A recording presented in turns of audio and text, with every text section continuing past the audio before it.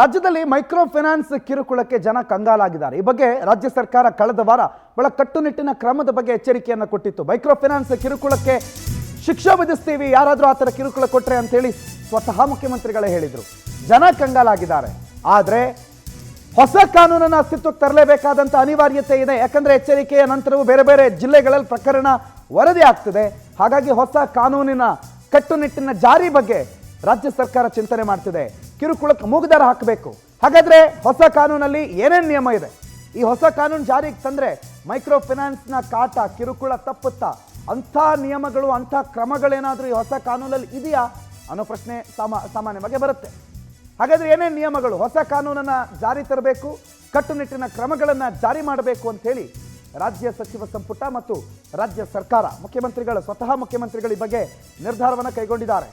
ಸುಗ್ರೀವಾಜ್ಞೆಯನ್ನು ಹೊರಡಿಸಬೇಕು ಅನ್ನುವಂಥ ಮಟ್ಟದಲ್ಲೂ ಕೂಡ ಚಿಂತನೆ ಆಗ್ತಾ ಇತ್ತು. ಯಾಕಂದರೆ ಮುಖ್ಯಮಂತ್ರಿಗಳು ಹೀಗೆ ಹೇಳಿ ಪತ್ರಿಕಾಗೋಷ್ಠಿ ಮುಗಿತು, ಸಂಜೆ ಒಳಗಡೆ ಮತ್ತೊಂದು ಕೇಸ್ ಬಂದಾಯಿತು. ಮನೆಗೆ ಬಂದು ನಿಂತಿದ್ದಾರೆ, ಮನೇಲಿ ಬಂದು ಕೂತಿದ್ದಾರೆ.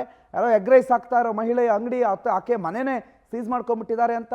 ಇನ್ನೊಂದು ಕಡೆ ಒಬ್ಬ ಮೃತಪಟ್ಟು ಎಷ್ಟೋ ವರ್ಷಗಳಾಗಿದ್ರು ಅವ್ರ ಮಕ್ಕಳಿಗೆ ಟಾರ್ಚರ್ ಬಿಡ್ತಾ ಇಲ್ಲ ಅಂಥೇಳಿ ಭಾಳಷ್ಟು ಜನ ಬಲಿಯಾಗಿದೆ ಈಗಾಗಲೇ ಫೈನಾನ್ಸ್ ಕಿರುಕುಳಕ್ಕೆ. ತಾಳಿನ ತಗೊಂಬಂದು ಮುಖ್ಯಮಂತ್ರಿಗಳಿಗೆ, ಸರ್ ತಗೊಳ್ಳಿ, ನನ್ನ ಗಂಡನೇ ಇಲ್ಲ, ಇನ್ಯಾಕೆ ನನಗೆ ತಾಳಿ ಅನ್ನೋ ರೀತಿಯಲ್ಲಿ ಮಹಿಳೆಯರು ತಮ್ಮ ನೋವನ್ನು ವ್ಯಕ್ತಪಡಿಸ್ತಿದ್ದಾರೆ. ಇಷ್ಟೆಲ್ಲ ಘಟನೆಗಳ ನಂತರ ಈಗ ಒಂದು ಸ್ಪಷ್ಟವಾದಂತಹ ಕಠಿಣವಾದಂಥ ಕಾನೂನನ್ನು ಮೈಕ್ರೋ ಫೈನಾನ್ಸ್ ವಿಚಾರದಲ್ಲಿ ತರಬೇಕು ಜಾರಿಗೆ ಅನ್ನೋದ್ರ ಬಗ್ಗೆ ಚಿಂತನೆ ಆಗ್ತಿದೆ. ಹಣಕಾಸು ವ್ಯವಹಾರ ನಡೆಸೋರು ನೋಂದಣಿ ಮಾಡಲೇಬೇಕು ಅನ್ನುವ ನಿಯಮ ಇದರಲ್ಲಿ ಬರುತ್ತೆ. ಸಾಲ ಕೊಡೋದಕ್ಕೆ ವಸೂಲಾತಿಗೆ ಒಂದು ಪಾರದರ್ಶಕತೆ ಅಂತ ಇರಬೇಕು. ರಿಸರ್ವ್ ಬ್ಯಾಂಕು ಒಂದಿಷ್ಟು ಮಾರ್ಗಸೂಚಿಗಳನ್ನು ಕೊಟ್ಟಿದೆ. ಆ ಮಾರ್ಗಸೂಚಿಗಳನ್ನು ಪಾಲನೆ ಮಾಡಲೇಬೇಕು. ಸಂಸ್ಥೆ ಪ್ರಾರಂಭಿಸಿದ 30 ದಿನಗಳ ಒಳಗೆ ನೋಂದಣಿಯ ಮಾಡಿಕೊಳ್ಳೋದು ಕಡ್ಡಾಯ. ಯಾವ ಸಂದರ್ಭದಲ್ಲೂ ಹಕ್ಕನ್ನು ಮೊಟಕುಗೊಳಿಸಬಹುದು.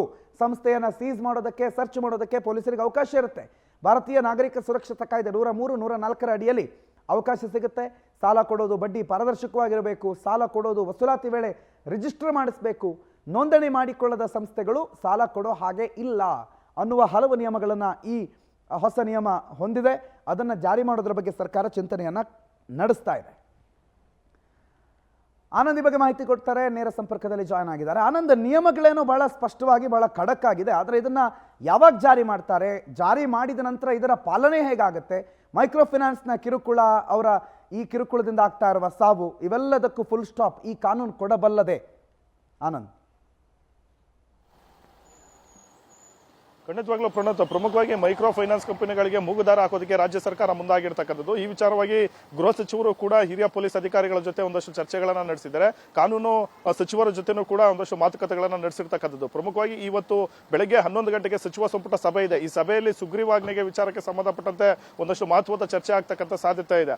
ಈ ಒಂದು ಸುಗ್ರೀವಾಜ್ಞೆಗೆ ಸಂಬಂಧಪಟ್ಟಂತೆ ಮಸೂದೆಯ ಕರಡನ್ನು ಕೂಡ ರಾಜ್ಯ ಸರ್ಕಾರ ಸಿದ್ಧ ಮಾಡಿರ್ತಕ್ಕಂಥದ್ದು. ಆ ಕರಡಿನಲ್ಲಿ ಕೆಲವೊಂದು ಪ್ರಮುಖ ಅಂಶಗಳನ್ನ, ಪ್ರಮುಖ ನಿಯಮಗಳನ್ನ ಹೇರೋದಕ್ಕೆ ತೀರ್ಮಾನವನ್ನ ರಾಜ್ಯ ಸರ್ಕಾರ ಮಾಡ್ಕೊಂಡಿರ್ತಕ್ಕಂಥದ್ದು. ಪ್ರಮುಖವಾಗಿ ಈ ಒಂದು ಮೈಕ್ರೋ ಫೈನಾನ್ಸ್ ಸಂಸ್ಥೆಗಳೇನಿದೆ ಇದು ನೋಂದಣಿ ಆಗಿರಬೇಕು. ಜೊತೆಗೆ 30 ದಿನಗಳ ಒಳಗಡೆ ನೋಂದಣಿಯನ್ನ ಪಡೆದುಕೊಂಡಿರಬೇಕು. ಯಾರು ಕೂಡ ಬಲವಂತವಾಗಿ ಸಾಲವನ್ನ ವಸೂಲಿ ಮಾಡಬಾರದು ಅನ್ನೋ ಒಂದು ಕಟ್ಟುನಿಟ್ಟಿನ ಒಂದು ನಿಯಮಗಳನ್ನ ಜಾರಿ ಮಾಡೋದಕ್ಕೆ ಮುಂದಾಗಿರ್ತಕ್ಕಂಥದ್ದು.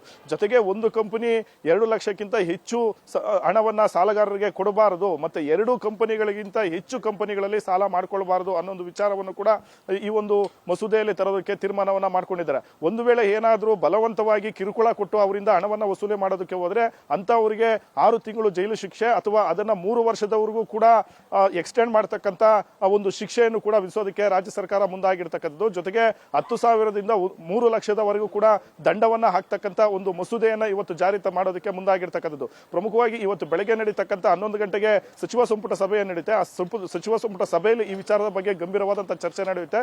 ಜೊತೆಗೆ ಈ ಒಂದು ಸುಗ್ರೀವಾಜ್ಞೆಗೆ ಅಂಕಿತ ಆಗಬೇಕು ಅಂತ ರಾಜ್ಯಪಾಲರಿಗೂ ಕೂಡ ಈ ಒಂದು ಮಸೂದೆಯನ್ನ ಕಳಿಸ್ಕೊಡೋದಕ್ಕೆ ರಾಜ್ಯ ಸರ್ಕಾರ ಇವತ್ತೇ ಒಂದು ತೀರ್ಮಾನವನ್ನ ಕೈಗೊಳ್ತಕ್ಕಂಥ ಸಾಧ್ಯತೆ ಇರತಕ್ಕಂಥದ್ದು. ಅಂತಿಮವಾಗಿ ನಾಳೆಯೊಳಗೆ ಈ ಸುಗ್ರೀವಾಜ್ಞೆಗೆ ರಾಜ್ಯಪಾಲರಿಂದ ಅಂಕಿತ ಬೀಳ್ತಕ್ಕಂಥ ಸಾಧ್ಯತೆನೇ ಇದೆ. ಒಟ್ಟಿನಲ್ಲಿ ರಾಜ್ಯಾದ್ಯಂತ ಏನು ಈ ಮೈಕ್ರೋ ಫೈನಾನ್ಸ್ ಕಂಪನಿಗಳು ತಮ್ಮ ರೌಡಿಗಳನ್ನ, ಹಾಗೆ ಕೆಲವೊಂದು ಬೌನ್ಸರ್ಗಳನ್ನ ಇಟ್ಕೊಂಡು ಬಡವರಿಗೆ, ಸಾಲಗಾರರಿಗೆ, ರೈತರಿಗೆ ಒಂದು ಬೆದರಿಕೆಯನ್ನ ಹಾಕಿ ಕಿರುಕುಳನ ಕೊಟ್ಟು ಅವರಿಂದ ಹಣವನ್ನ ವಸೂಲಿ ಮಾಡ್ತಾ ಇದ್ದಾರೆ. ಜೊತೆಗೆ ಒಂದಷ್ಟು ಸಾವು ನೋವಿಗೂ ಕೂಡ ಕಾರಣಕರ್ತ ಈ ಒಂದು ಮೈಕ್ರೋ ಸಂಸ್ಥೆಗಳಾಗಿದ್ದು, ಈಗ ಅದೆಲ್ಲದಕ್ಕೂ ಕೂಡ ಬ್ರೇಕ್ ಆಗೋದಕ್ಕೆ ರಾಜ್ಯ ಸರ್ಕಾರ ಮುಂದಾಗಿದ್ದು ಇವತ್ತು ಸುಗ್ರೀವಾಜ್ಞೆಗೆ ಪ್ರಮುಖವಾಗಿ ಮಸೂದೆಯನ್ನ ತರೋದಕ್ಕೆ ರಾಜ್ಯ ಸರ್ಕಾರ ಮುಂದಾಗಿದೆ. ಇವತ್ತು ಸಚಿವ ಸಂಪುಟದಲ್ಲಿ ಆ ಸುಗ್ರೀವಾಜ್ಞೆಗೆ ಒಂದು ಅನುಮತಿಯನ್ನ ಪಡೆದುಕೊಂಡು ಅದನ್ನ ಅಂಗೀಕಾರಕ್ಕೆ ರಾಜ್ಯಪಾಲರಿಗೆ ಇವತ್ತೇ ಕಳಿಸ್ತಕ್ಕಂಥ ಒಂದು ಸಾಧ್ಯತೆ ಇರತಕ್ಕಂಥದ್ದು.